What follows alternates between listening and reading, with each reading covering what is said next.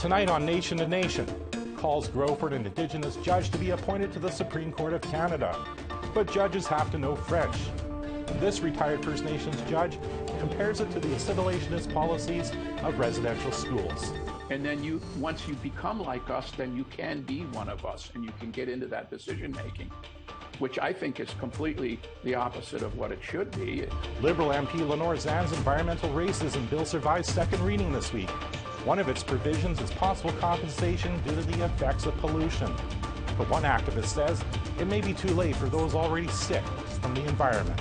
And there's suffering from when you're scared and don't know what's going on and things are shaking and that. You know, how do you put a price on that? Hello, I'm Todd Lamoran and welcome to Nation to Nation. There's going to be a vacancy on the Supreme Court of Canada, and applicants can apply until April 2nd. And once again, there'll be calls for that Supreme Court justice to be Indigenous.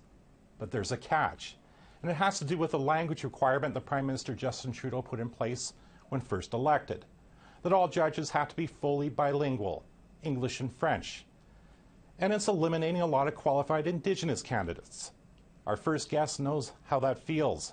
By all accounts, retired Justice Harry LaForme should be sitting on the country's highest bench, but he never learned French. Justice LaForme joins me now from his home in Ancaster, Ontario. Welcome to Nation. Hi, Todd. Thank you for inviting me. Glad to be here. What do you make of this language requirement that Prime Minister Justin Trudeau imposed?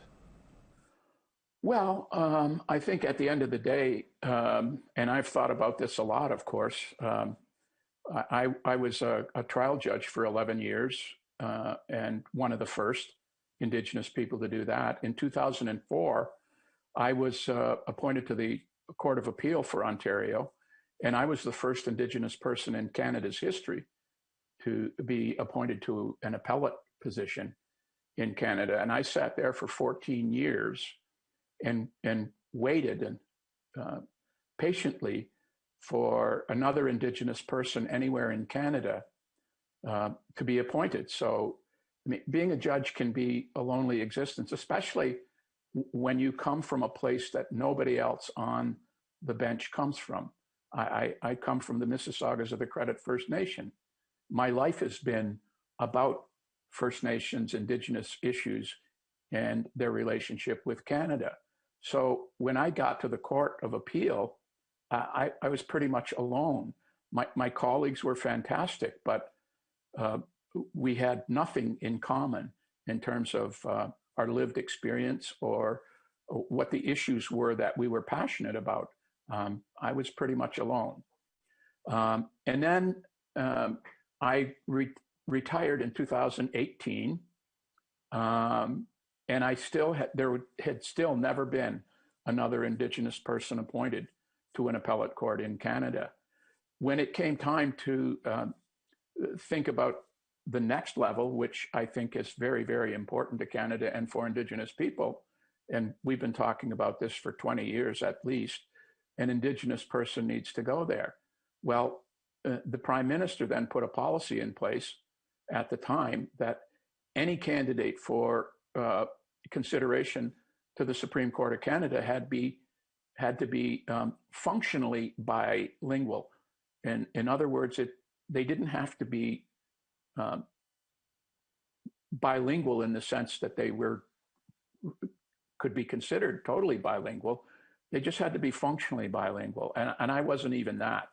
And when I was asked to put an application in by Kim Campbell, who chairs that committee that reviews potential candidates, I suggested to her that why would you bother? Because you know that you can't even put my name in front of the Prime Minister, even if you thought I was in every other respect qualified, because I don't speak French and I don't have the functional ability to speak French. And she said yes.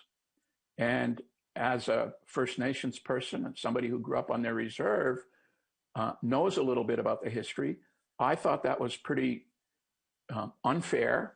I thought it allowed for discrimination against Indigenous potential candidates to the Supreme Court.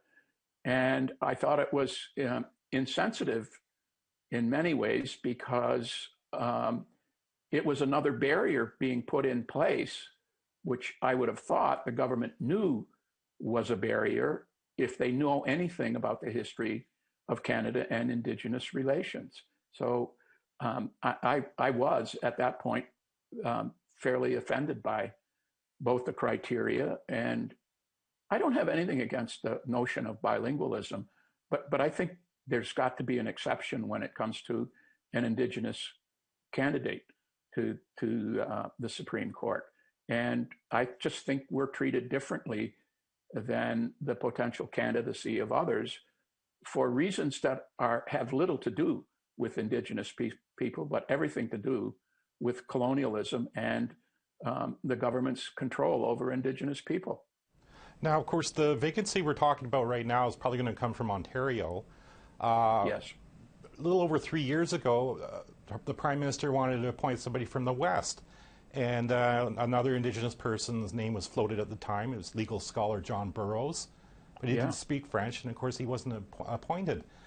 So I guess this time around, if it's going to come out of Ontario, how realistic is it that an Indigenous person will get to fill that spot? Well, there are judges that have the ability for the language of the two founding nations, as it's often said, which, again, I don't understand how people don't know why that's offensive to Indigenous people, since we were the first ones here. In fact, we were here and when they landed. But it is. Nevertheless, I think there are judges that are probably qualified in that sense, that they have the language. But if you listen to the government, they believe that for any qualified candidate for the Supreme Court, they have to go through what they call a feeder system. And that feeder system just simply means you have to spend some time as a trial judge, then you spend time as an appellate court judge, and then that assists you and gives you the merit-based qualifications to get to the Supreme Court. But of course, at that front door then is the language requirement. So given that I was the only judge on an appellate court, Indigenous judge on an appellate court until 2018, and there is none now, that feeder system would suggest that somebody's lacking in qualifications. Although, I got to say, that qualification requirement of that feeder system doesn't always apply in the Supreme Court. For example, John Sapinka was a judge in the Supreme Court, as was Ian Binney, both very, very qualified and capable judges, as it turned out. They never went through this feeder system, if that's the requirement. They went directly from the practice of law into the Supreme Court of Canada, never sitting on a trial court and never sitting on a provincial court of appeals. So once again, that just simply means if that is what Indigenous people do, that's not necessarily a requirement for everybody else. I want to kind of switch topics slightly. I interviewed Professor Burroughs, whom I mentioned earlier in our conversation. I interviewed him earlier this year, and he, of course, is co-founder of the Indigenous Law program at the University of Victoria. And I asked him if one of the justices needs to be versed in Indigenous law. And he said yes. And he said not only one, but there should be three of them, just like Quebec has three sitting on the bench. What do you think of that idea? Well, I mean, the more the better. I would like 9 to be Indigenous. But Quebec has 3 by constitutional arrangement. I mean, they have one third of the entire contingent of justices on the Supreme Court, and we represent none. And yet here we are the most constitutionally entrenched nation or race of people in Canada, more than anyone else. We are in the Constitution at least 3 times by Section 35, 9124, Section 25. I mean, we are supposed to be constitutionally protected. We are supposed to be in the day of reconciliation. yet we find ways to put barriers in front of Indigenous people for an issue which they really had nothing to do with. It was the government of Canada itself that put the barriers in the way that we couldn't qualify for because we were never taught French. And by the way, a lot of people talk about, well, go learn French. Why not? If anybody knows anything about French immersion courses or schools that teach French, that's an expensive proposition, and they're literally lined up to go to those courses, at least in Ontario, and they're very expensive. And we don't come from backgrounds of great expense and the ability to provide for things that are like that. And if I was going to learn a language, the one I would want to learn first, another language, is Ojibwe. That's the language of my people, and that's the one that was taken away from me by the Department of Indian Affairs. So Burroughs is quite correct. If we're there, if we are constitutionalized, and our whole agenda today is about reconciling, as the Prime Minister says over and over again, the relationship of Indigenous people to Canada and the reconciliation of that relationship is the #1 priority in Canada. And then when you can actually do that by putting a judge on the Supreme Court of Canada, you put a barrier in place which we had nothing to do with. I mean, even to the point of saying, yeah, if you get to the Supreme Court of Canada, you have to commit to learn French, and you'll have that opportunity to learn French. But they don't even do that. They do it at the entry level to the Supreme Court. If you can't speak both languages at the entry level, you don't even get the chance to learn. Well, former Justice LaForme, I want to thank you for taking some time to talk to me. It's been great to have this conversation with you. Thank you so much, Todd. After the break, a private member's bill is currently being debated in the House of Commons that wants to do something about environmental racism. We'll speak to someone whose community could have used legislative help to fight the effects of industrial pollution.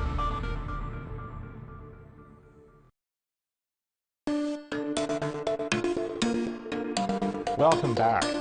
This week, the House gave second reading to a private member's bill. It wants to redress the environmental racism experienced by racialized communities like First Nations by consulting those communities, getting better data on possible environmental hazards, and even compensation to individuals and communities. Here's the bill's sponsor, Nova Scotia MP Lenore Zan, earlier this week explaining why this legislation is needed.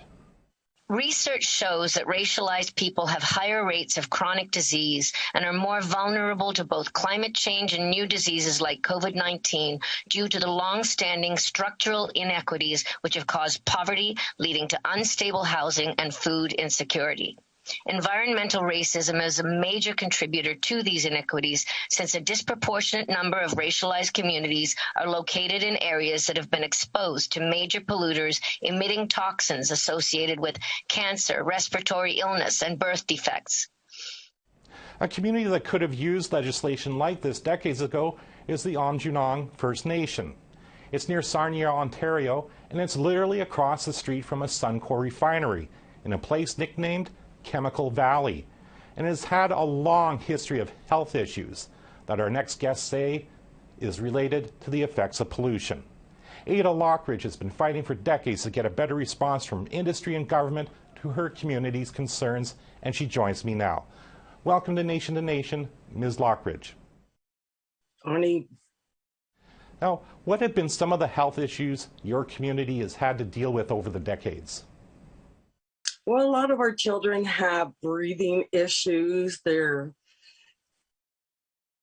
birth ratio is the one that got us world attention, where we were having 2 girls to every boy being born. So that doesn't usually happen. Has there been anything else? Well, breathing issues, and a lot of our people have died of cancer, but we can't pinpoint that it's any one industry, because we don't only butt up to Suncor, but Shell's across the street, Imperial Oil, Lanexes. There's quite a few of them around us. So it sounds like you're at ground zero of a lot of heavy industry in that part of Sarnia. Correct. We were here first.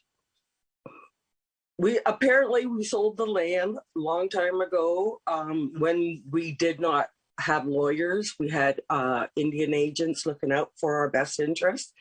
So it was told that, it'd bring jobs and everything here to the community. So what has been the response by industry and government to your complaints over the years?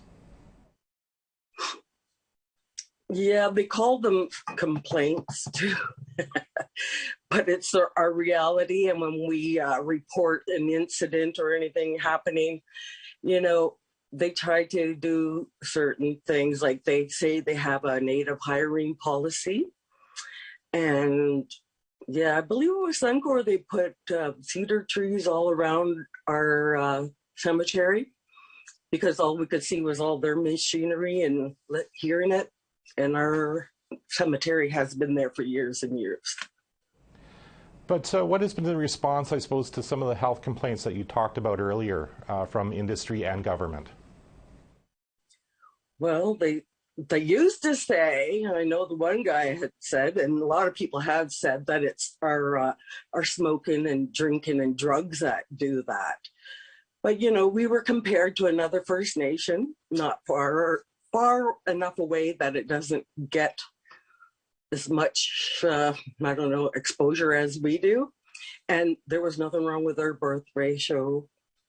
And they don't have as many health issues as we do, unless they come here to visit. Now, the response has changed a bit recently. Jong has an air monitor, for example, and it has received some compensation. Why was there a change? Well, we were meeting with the government for quite some time, and I was asking how do we get an air monitor here, and we just kept. I went to one meeting and the guy had said, "Well, if you ask the right person, you might get one." So I asked who the right person was, and everybody chuckled about it. But after all the work we did and everything, we ended up getting a stationary one where Environment Canada and Health Canada and Amjadong helped pay for that one. But the only issue is that whatever is being released has to hit right onto that air monitor to detect anything. So, and those ones, when we were getting the results from there, it was 2 years later. So now they came up with another one. It's called a pointer. And you're supposed to get real-time results. And real-time is within an hour, like an hour, they update things. But, they're only at certain parts of the reserve. And like I said, they have to be aimed right. The release has to go right at it. So have any of these measures, this air monitor, brought about any improvement in the health of community members? And done anything about this uneven birth rate? Well, our birth ratio has evened out. So we don't know, was that from an incident that happened, or, I guess you got to kind of go back in time and see what happened. But I can't really tell about the health of everybody, because since this COVID, we've had a lot of people pass away, but that wasn't because of COVID. And I know a lot of them had cancer, and we have a lot that's suffering from cancer right now. But you don't know if it's due to this or some other factor in the environment at this point. Right. The cumulative effects of anything, with all the industries that surround us and whatever chemicals they're carrying, mixing together. No, we don't know. An organization called... With those air monitors, we'll be able to see more of what's going on, as long as they're programmed to detect the right things. Like right now, the one by the daycare, it will only be picking up sulfur. The one that is going to be named after me, supposed to be picking up sulfur and benzene. An organization called Eco-Justice was supporting you and fellow band member Ron Plain in a lawsuit against Suncor, saying that it violated your human rights. Why did Eco-Justice advise you to drop the lawsuit? Well, it was up to them, really, because I was ready to go forward.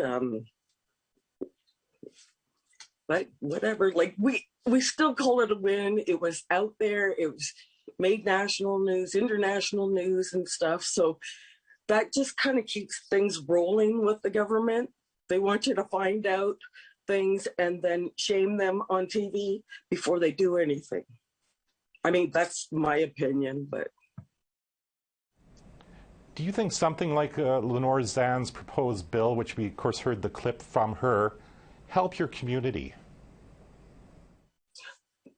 But how do you put a price on someone's life? And there's suffering from when you're scared and don't know what's going on and things are shaking and that. You know, how do you put a price on that? And when, you know, we don't know if, well, we do know that some of these chemicals just keep building up inside of your body, some leave. So we don't know the cumulative effects. And if I keep telling the government folks, if you don't know the cumulative effects of any of this, well, then maybe you should put okay in it. Stop until you know what's going on. So it sounds like your fight against industrial pollution isn't over yet. Oh, no. And like we've said before, it didn't get here overnight, so it won't be fixed overnight. But, you know, things are rolling. The government and industry have been speaking with us, and they are listening. And we just got to keep pushing and not give up. Well, Ms. Lockridge, I certainly hope you don't give up and you do see some sort of resolution to this. I want to thank you for speaking to me today. I appreciate that. We'll have more after another short break.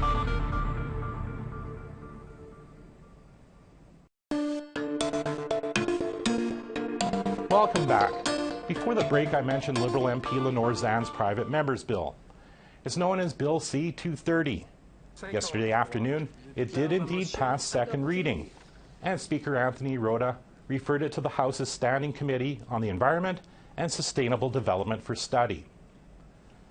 A private member's bill that didn't fare so well yesterday is Bill C-232, the Climate Emergency Action Act, sponsored by Manitoba MP Leah Gazan. It wanted to propose a safe, clean, healthy environment as a human right. But both the Liberals and Conservatives voted it down yesterday during second reading, 272 to 61. In a statement posted to social media, Gazan called this action shameful. She said, "Canada has not met a single climate target that it has set, not a single one. It's a slap in the face to science. It will not allow us to meet climate targets." Well, that's our show for this week. As always, I hope everyone is keeping safe and staying healthy. I'm Todd Lamoran. Thanks for watching.